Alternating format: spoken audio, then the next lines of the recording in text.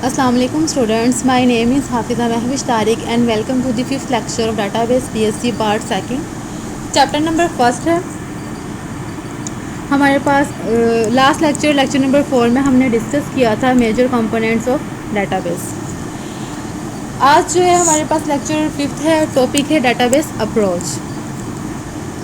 Database approach has many advantage over file processing system.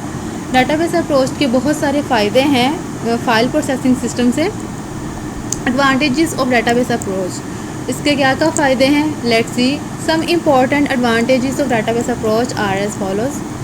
First one, redundancy control. Redundancy का मतलब है duplication, ठीक है। The data in a database appears only once and is not duplicated. जैसा कि हमने file processing system में देखा था कि वहाँ पे रिडंडेंसी कंट्रोल नहीं थी, डाटा रिडंडेंसी थी कि डाटा की डुप्लीकेशन थी। अब डाटाबेस अप्रोच में क्या आ गया है, redundancy control. The data in a database appears only once and is not duplicate. हमें पता है कि डाटाबेस में डाटा जो है एक ही जगह पे अपीयर्स होता है और एक ही दफ़ा होता है, इसलिए ये डुप्लीकेट नहीं होता, ठीक है। अब ये हमारे पास टेबल है, स्टूडेंट टेबल। अब इसमें एक जो है फर्स्ट वाला जो टेबल है उस पर आप देख सकते हैं कि ये है roll number, name and address, ठीक है, 1 2, ठीक है। नेम क्या है, अली और उस्मान। एड्रेस क्या है, लाहौर और कराची। ये हमारे पास क्या है, स्टूडेंट टेबल है। ये वाला टेबल क्या है, मार्क्स टेबल है, क्योंकि अब हमें पता है कि रोल नंबर 1 है, ठीक है, उसके 6 सब्जेक्ट हो सकते हैं, ठीक है। अब 6 सब्जेक्ट की जब मार्क्स हम स्टूडेंट टेबल में एंटर करने थे तो क्या होना था, डुप्लीकेशन क्रिएट हो जानी थी हमारे पास। अब हमने क्या किया है, हमने एक और टेबल बनाया है जहाँ पे हमने सब्जेक्ट लिए हैं और मार्क्स लिए हैं, ठीक है।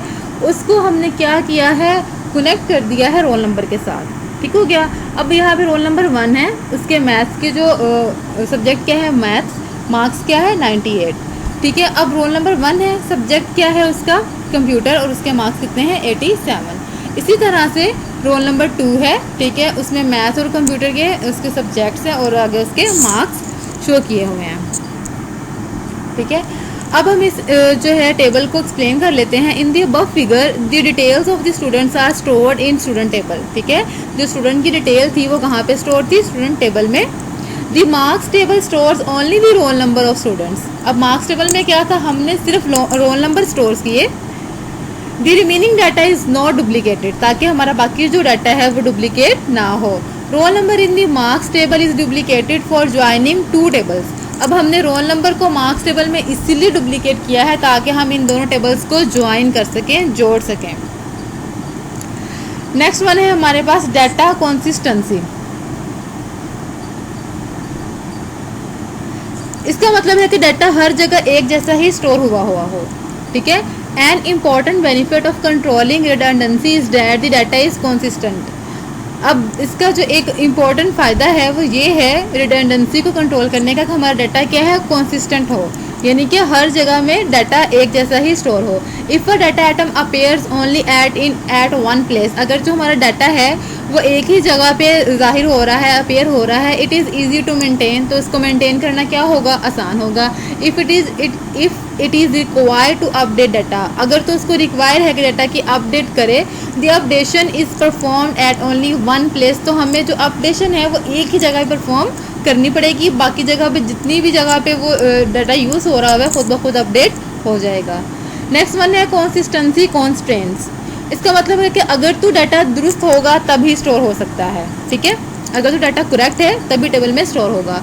Consistency constraints are the rules, ये क्या है, रूल्स हैं that must be follow to enter data in database, जिनको ज़रूरी है फॉलो करना ताकि हम डाटा को डाटाबेस में एंटर कर सकें। If constraints are not fulfilled, अगर हम ये कॉन्स्ट्रेंट्स पूरे नहीं करते, data can not be entered in database, तो डाटा हमारे डाटाबेस के अंदर इंटर्ड नहीं होगा। नेक्स्ट है हमारे पास डाटा एटॉमिसिटी। डाटा एटॉमिसिटी का मतलब है कि एक रिकॉर्ड ये तो पूरा स्टोर होगा या फिर बिल्कुल स्टोर नहीं होगा। A collection of all steps to complete a process is known as transaction, ठीक है।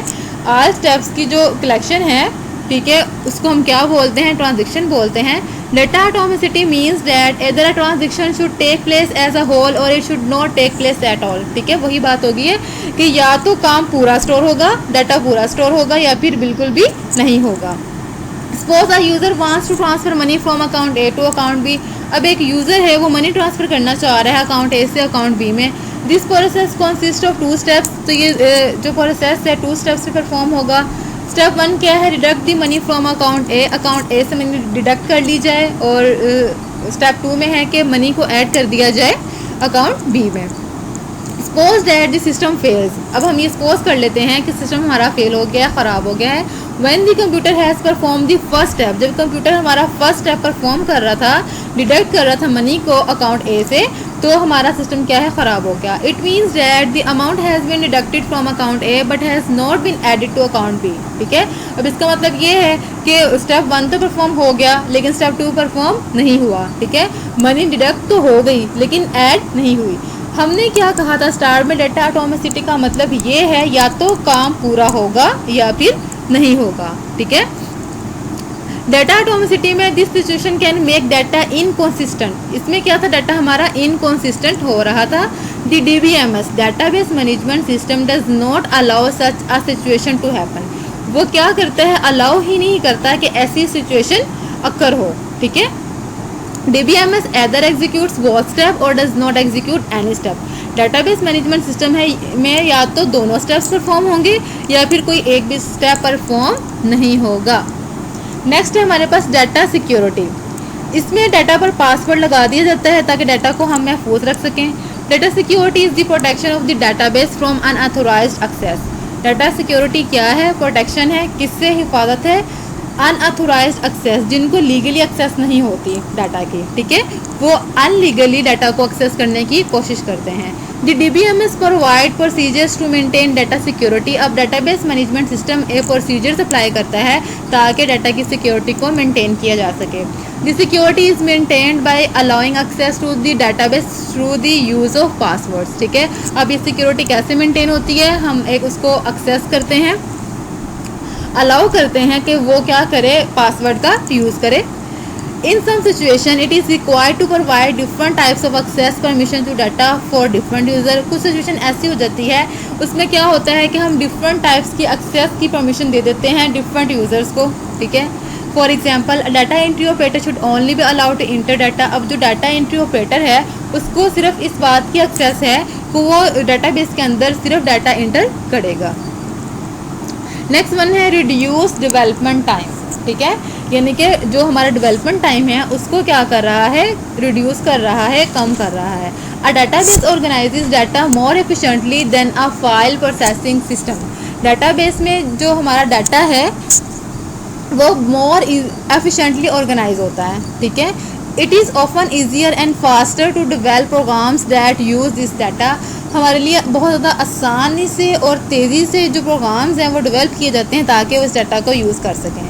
So it reduce the overall time for developing application. तो ये क्या कर रही हैं, कम कर रही हैं हमारी ओवरऑल टाइमिंग को एप्लीकेशंस की डेवलपिंग के लिए।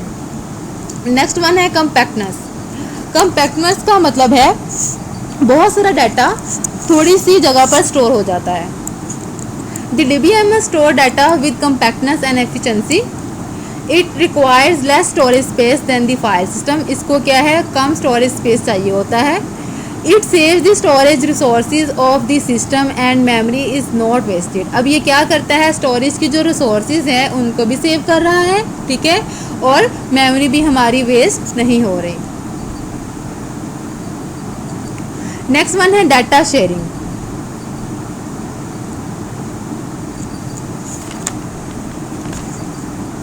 अब डाटा शेयरिंग में क्या हो रहा है कि डाटाबेस का ये प्रोग्राम हमें सहूलत मुहैया करता है कि डाटाबेस को तमाम यूज़र्स भी इस्तेमाल कर सकें। Once a database is developed, एक दफ़ा अगर डाटाबेस हमारे पास डेवलप हो गई है, it can be used by several users in the organization. तो इसको बहुत सारे यूज़र्स ऑर्गेनाइजेशन के अंदर यूज़ कर सकते हैं। The database can also be shared by different application. फिर इसको हम शेयर्ड भी कर सकते हैं मुख्तलिफ एप्लीकेशन पे। If a new application required the same data, अगर मैंने कोई न्यू एप्लीकेशन बनाई है, ठीक है, उसमें अगर हमें सेम डाटा चाहिए, it can share the existing database instead of developing it again. तो हम क्या करेंगे, जो पहले से डाटाबेस एग्जिस्ट कर रही है, पहले से डाटाबेस बनाई हुई है, उसी को हम यूज़ करेंगे बजाय इसके कि हम न्यू वन अगेन डेवलप करें। Increased concurrency. In some situation, 2 or more user may access the same file at the same time। कुछ सिचुएशन में ऐसे होता है कि 2 लोग जो हैं दो या दो से ज़्यादा लोग सेम फाइल को at the same time access कर रहे हैं, ठीक है। This may result in loss of information और इवन लॉस ऑफ इंटेग्रिटी। इस सिचुएशन में क्या होता है कि हमारी इन्फॉर्मेशन या तो लॉस हो जाती है या फिर इंटेग्रिटी लॉस हो जाती है। अब इंटेग्रिटी क्या है? Reliability and accuracy of data है, ठीक है। Many DBMS manage concurrent access and ensure such problems can not occur. अब DBMS जो है डेटाबेस मैनेजमेंट सिस्टम, ये मैनेज करता है कि जो कंकरेंट एक्सेस है एट द सेम टाइम दो जो लोग सेम फाइल को एक्सेस कर रहे हैं, ऐसी प्रॉब्लम्स अक्कर ही ना होने दें। Improved backup and recovery. In file-based system, it is the responsibility of the user to protect data from failures of the computer system or application program. अब file system में क्या था कि ये रिस्पॉन्सिबिलिटी यूज़र्स की थी कि अपने डाटा को प्रोटेक्ट भी करें, ठीक है, उनको फेलियर से भी बचाएं, ठीक है, और क्या करें कि कंप्यूटर सिस्टम और एप्लीकेशन प्रोग्राम्स, ठीक है, जो भी डाटा इनके अंदर पड़ा हुआ है इनकी हिफाजत खुद करें। जिसमें require taking backup of the data daily. फिर ये क्या है, हमें रिक्वायर करता था कि हम डेली जो है उसका बैकअप लें। If the data is lost, अगर हमारा डाटा ख़त्म हो जाता है, गुम हो जाता है, ठीक है, द बैकअप इज़ रीस्टोर्ड, हम क्या करें, बैकअप को रीस्टोर कर लें। अब बैकअप का तो आप सबको पता ही है, बैकअप का मतलब है कि एडिशनल कॉपी ऑफ डाटा, ठीक है, हम अपने डाटा की एक एडिशनल कॉपी स्टोर कर लेते हैं, ठीक है। आज के लेक्चर में हमने देखा है एडवांटेजेस ऑफ डेटाबेस अप्रोच, ठीक है, 10 एडवांटेजेस हमने पढ़े हैं। आई थिंक आपको ये सारे के सारे एडवांटेजेस क्लियर होंगे, ठीक है। आप इन स्लाइड्स को अच्छे से प्रिपेयर कर लें, ठीक है, और नेक्स्ट लेक्चर के साथ फिर हम अगेन मिलेंगे। तब तक के लिए अल्लाह हाफिज़।